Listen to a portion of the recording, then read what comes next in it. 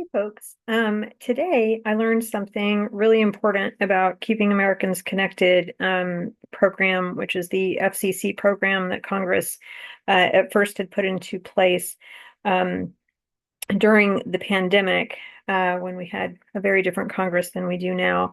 That expired, but when I was talking to my internet company today about apparently getting charged wildly more than I thought I was, it was offered to me, and that it was a really interesting thing to learn. So, to save you the 4 hours of absolute abuse and BS that I went through today, and just to get you to the finish line a whole lot faster without all that nonsense, I thought I would share it because for disabled persons and certainly anyone on a fixed income, you need to know about it. They did not ask me for what my income level was. I simply had said, the words, I'm reporting you to the FCC because of this, that, and the other thing that you're asking me to do illegally a lot of times. And I'm reporting you for ADA violations, Americans with Disabilities Act violations. And here's what those are. A lot of times over the hours that I was talking with them today. And one particular strong expletive said one time. So what I learned is I was apparently being charged for HBO Max, which is complete bullshit. I've never even looked up HBO Max. I'm I'm too old to even think that's real cable. I never had HBO as a kid. I'm not that kind of tax bracket. Like I would have never spent money on that kind of thing in a million years. I've never even Googled HBO Max.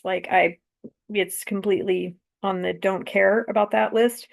And I told them that, and I told them a few times, listen, you making me wait this long for a person to talk to is putting my health severely at risk. It's causing medical harm. Me sitting up for this long is, going to cost me thousands of dollars in recovery time and home help. And I'm going to bill you for it if, you don't get your shit together. And by the way, as far as I'm concerned, your shit is not together and consider the complaint filed. So um, I'll make a separate little video about filing a complaint with the FCC. It's really pretty simple to do. It's pretty fucking effective too. These companies, just telling them you're going to do that. But it's also really satisfying. So, but for today, the Keeping Americans Connected program is just like a super badass, thank you, President Biden and the Democratic Congress for for putting that together and putting it through. This was one of the many, really robust programs that Congress put through for that period of time. I really didn't know it was still going. I've had a job between 2020 and now. I don't have a job, of course, now since I'm full-time disabled. But I did have a job, and so I didn't pay attention when, I went from Spectrum to Optimum, which may or may not have been Suddenlink at the time, and went over to that. I don't know if they didn't transfer that I was on that program or if they did, but at any rate, it expired. But the person today that I spoke with, when I finally got a real person, which took 80,000 efforts, um, offered that to me as one of the things to basically, keep me from suing them. And but also then we found out that, she said, "Oh, well, if you still want HBO Max, it's going to be this much more than what I just quoted you." And I was like, "What the hell are you talking about? I don't want your bullshit HBO Max. I would have never approved a trial for that. I don't buy free trial things like exactly for this reason." And she believed me because I had, raised enough hell by that point. And she said, "Well, I'm gonna escalate this. I'm gonna, get you to a place where you can dispute that part of these charges." And that was great, except that it put me on hold for 5 minutes and then dropped me. So I thought I was gonna have to, file a different complaint about that. But then she called me back. She had been working on it, which yay. Um, And she said, I talked to a few different departments. I wasn't satisfied with what they offered me for you, so I'm going to, basically fund. She had already decided to charge me $25 a month instead of the 83 a month that I was apparently paying, which is complete bullshit for 100, megabits per second at speed. Um, she changed it from 83 to uh, when I signed on with it, it was like 36, and then it went up to 52 for some reason that I still don't understand, and then 83. And I was like, this is just bullshit. I can just go to another company and pay 30, forget it. And then they don't want to lose you as a customer and whatever, but I was way past the point where I was like, nope, I'll pay $10 more a month because I don't want to ever get hit with like your surprise bill of, now you've sneaked up on me with another number.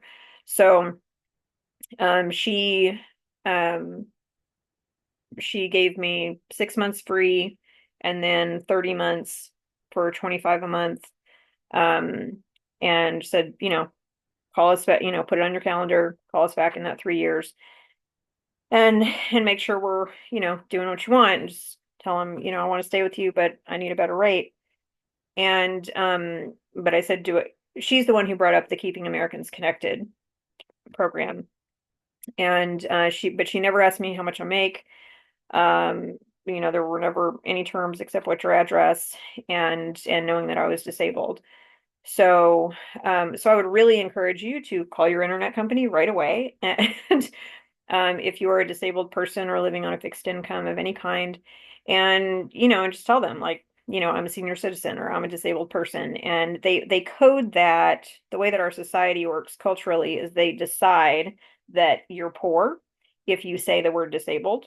And so they didn't even ask me. And because I've put up with all their bullshit for this long, and because I have been overpaying apparently for 3 years, even though my current income is probably higher than they had in mind for that program, I'm going to let them do it anyway. And I had no income last year. So it doesn't even out really, but it helps a bit.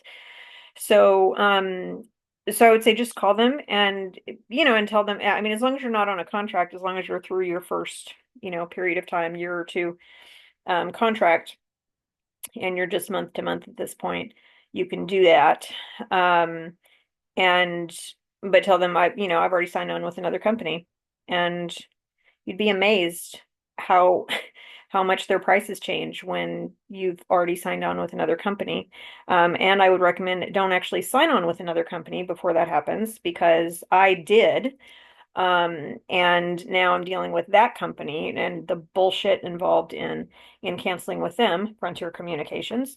Um, so don't actually sign on with anybody, but tell them that you did. Because of course you will if you don't get a better rate. And the rates are perfectly fine right now. And you can't get, even if you buy a more expensive, speed, it doesn't mean that's actually going to be what comes through your local network because the infrastructure varies. And so unless you're in a big city, there's absolutely no reason to be buying, a gig or two. I've been on 100 meg or yeah, for I don't know, 5 years now, and have worked from home that whole time or been streaming all day. And it's a perfectly fine speed. And but I made my living with that when I was working. Um, then then I was offered by Frontier 200 today for $30 a month, and then these people took it to 25 and gave me 300, a speed of 300. And I'm like, I don't need a speed of 300. It's probably not even going to come through any different. Um, but just so you know, like it's really worth the call, and it's especially worth the call if you know what to go in with and talk about and ask for, as opposed to me who, went in there and did it the least efficient way you could possibly do it.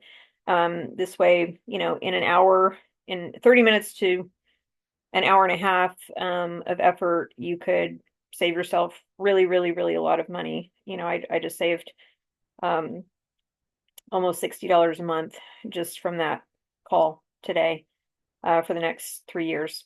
So, so it's worth doing. I hope that's helpful. I wish you fair and good luck in doing it better than I did it.